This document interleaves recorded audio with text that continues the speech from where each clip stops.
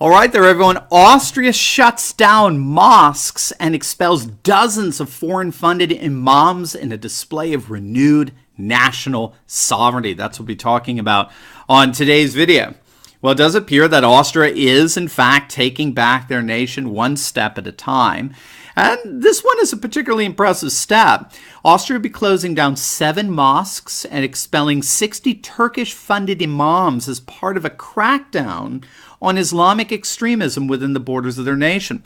Chancellor Sebastian Kurz recently made the announcement that they were dissolving a radical group known as the Arab Religious Community, which runs, I believe, 6 of those mosques, and they will be deporting its members. Overall, there will be upwards of about 150 people expelled from Austria under this measure alone.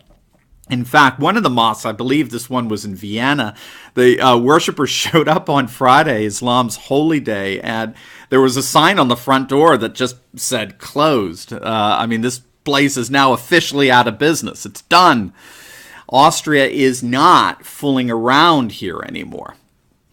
Now this, shall we say, is the enforcement side of a law that Austria passed back in 2015, which banned foreign funding of religious groups and requires all Muslim societies to have what the law calls a positive fundamental view towards Austria's state and society. And of course, that seems reasonable enough if you're going to take advantage of the culture and the freedoms and the economic opportunities of a nation. You could at least acknowledge the blessings that such a nation is giving to you. And Sebastian Kurz, who's now Chancellor of Austria, when he was campaigning last year, he had promised to begin vigorous enforcement of immigration law as part of his party's platform, which is the main center-right People's Party. And of course, if you remember the People's Party, they're known as the OVP, along with the so-called far-right Freedom Party, the FPO, they won an overwhelming 60% of the vote in Austria's national elections a few months back in October of 2017. It was just an absolutely stunning move to the right. Now, the Vice-Chancellor, Heinz-Christian Strache, who's been the very telegenic and very charismatic, eloquent leader of the Freedom Party, the so-called far-right FPO. He's been the leader there since, I believe, 2006. He said that the closing of these mosques and deporting the Islamic radicals, it's just the beginning. We ain't seen nothing yet. Stringent border security and enforcement is now the unambiguous policy of the nation of Austria. Austria is taking their nation back from Brussels and the EU elite. Now, of course, Turkey has responded. Ankara has declared this is nothing less than a blatant example of Islamophobia. They're saying this is just racism and an anti-Islamic move on the part of Austria. We have to remember that Austria, it's a nation of about 9 million people, and they have about 600,000 Muslims, and about half of those Muslims are Turkish. And so the Turkish President Erdogan condemned these measures as I believe he called him irresponsible. He faulted Chancellor Kurz of being immoral in his actions and policies. Nevertheless, I think that Turkey and the wider Islamic regions of the world, they're going to have to start getting used to this. Again, as Vice-Chancellor Heinz-Christian Strache has said, this is just the beginning. And I don't think he's just talking about Austria either. What we have to understand here is that globalization is coming to an end in much of the European continent, and with it the whole notion of multiculturalism is dying as well. We have to remember that under globalization, Islam was invited into Europe by our secular globalist elites under the whole notion of multiculturalism. So what is multiculturalism? Multiculturalism is the globalist notion that all cultures are equally valid, equally legitimate. And this, of course, is because globalization is by definition transcultural. It's transnational and therefore relativizes all nations and cultures to equal status in relation to itself. And so globalism, by its very nature, turns nations on their head when it comes to immigration. Instead of immigrants learning to accommodate themselves to the culture to which they've emigrated, which is what we've been doing for thousands of years. Instead, under globalization, the host culture is now being forced to accommodate itself to the immigrants, right? I mean, you've got to get that, because I think it shows why there is such a mass backlash against globalization when it comes to immigration. For thousands of years, immigrants would have to learn to accommodate themselves to the culture to which they've emigrated. But under multiculturalism, now the host culture has to learn how to accommodate the immigrants. This is what leaders of the National Front in France love to say over and over again. Is it France that has to adapt her principles for the immigrants? Or is it the immigrants who must adapt their customs to the rules of this country?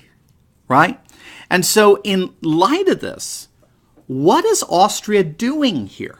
Is this just an example of blatant Islamophobia and racism, as the Turkish government is accusing of them? Is that what this is? Well, you see, you can only assert that if you ignore, if you turn a blind eye to immigration taking place within the context of multicultural globalization. You see, I think this is very important to understand here. Austria is having to respond to a decades-long globalist context that created the social conditions of non-assimilation among Muslim populations. And there was no assimilation because multiculturalism said all cultures are inherently equal, which is a product of globalism, because globalism is by definition transcultural. And so all of this is to say that we're not dealing with cheap racist Islamophobia here, as Ankara is accusing Austria of. This isn't cheap racist Islamophobia. This is nothing less than Austrians reasserting sovereignty over their own nation, culture, and traditions. And as such, it's Austria that is securing and safeguarding the future of a distinctively European civilization. And as such, they are calling out the absolute lie of multiculturalism. I mean, let's be blunt. If Austrian culture were not a good and indeed superior culture, why then does it have so many immigrants? I mean, the same can be said for Europe as a whole. And so Austria, as well as Hungary and other European nations, they are in effect having to clean up the gigantic mess that decades of multiculturalism have left within Europe. And they're doing an amazing job of it. And of course, they're not alone. Matteo Salvini, the Vice Prime Minister of Italy, leader of the League, formerly known as Northern League, Lega Nord, he's stating openly that Italy will be issuing similar measures on immigration enforcement as Austria is doing.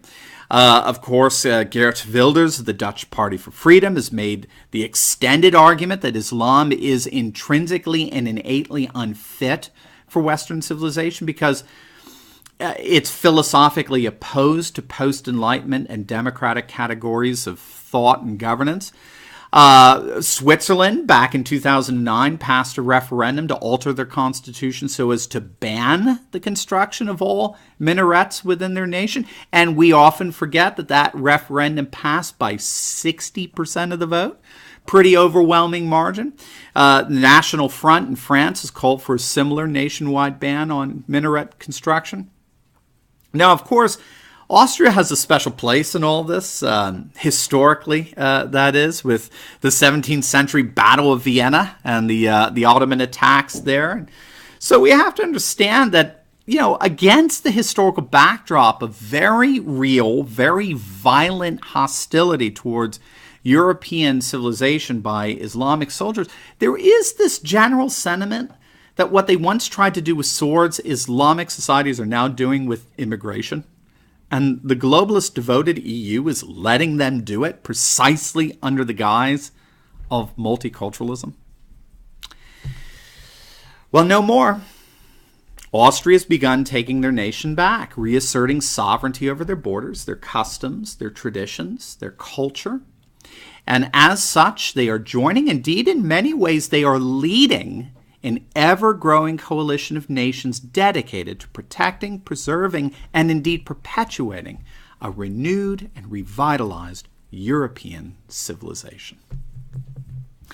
As always, please like, comment, and subscribe. Click on that Patreon link below. Become a monthly supporter of this channel and help us to continue to analyze current events in light of conservative trends so that you can personally and professionally flourish. God bless.